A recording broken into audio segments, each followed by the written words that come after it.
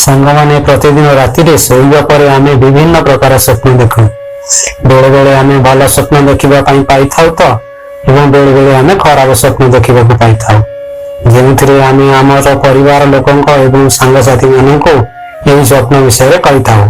किंतु बंधुगण एमती अनेक स्वप्न अच्छी जहां आम क्या सामने केवल उल्लेख कहवा उचित नुहे।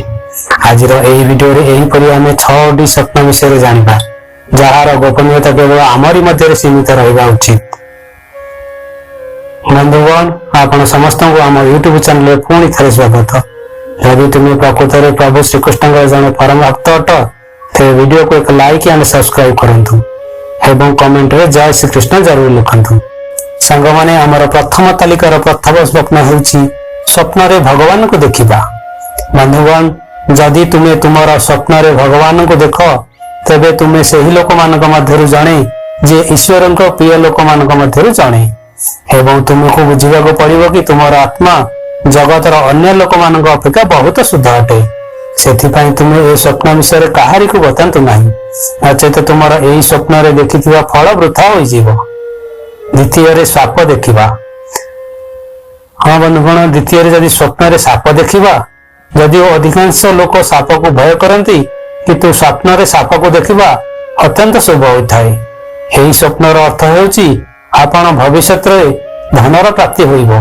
सेथिपाई तुमे एहीपरि स्वप्न को काहाको कहिबा उचित नुहे कारण शास्त्र अनुसार स्वप्नर प्रभाव ह्रास होई पारे। तृतीय रे स्वप्न रे माछ देखिबा। जदिओ तुमर स्वप्न रे माछ पहरिबा किंबा माछ रांधिबा देखुछ तो एहाको काहारी को कहंतु नाही कारण एही स्वप्नर अर्थ होउछि तुम्हें खूब शीघ्र धनर प्राप्ति होई पारे। चतुर्थ रे सांग माने चतुर्थ रे स्वप्न रे प्रकृति को देखिबा। यदि तुम्हें तुमर जीवन रे चतुर्थ रे स्वप्न रे प्रकृति को देखिबा यदि तुम्हें तुमर स्वप्न रे गछ उद्भिद पर्वत नदी परी प्रकृति सहित जड़ित किछि देखुछ यार अर्थ हेउछि तुमर जीवन रे बहुत भल खुशी खबर आसीबाकू जाउछि। सेथिपाई एही स्वप्न विषय रे तुम परिवार मध्य उल्लेख कर नाही।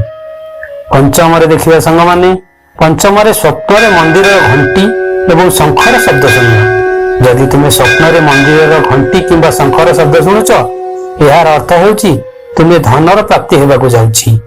एथिपाई तुमे एही स्वप्न विषय रे काहारी को कहिबा उचित नुहे कारण शास्त्र अनुसार यह करिले यार फल पाइबा पूर्व शेष हो जाए।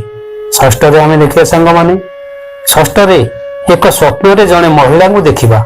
हाँ बंधुगण यदि तुम्हें स्वप्न रे कौनसी महिला को कान रे कान फूल पिंधिथिबार देख यार अर्थ हेउछि तुमर काम जहाँकि वर्ष वर्ष धरी अटकी जाइछि ताहा संपूर्ण होई पारे।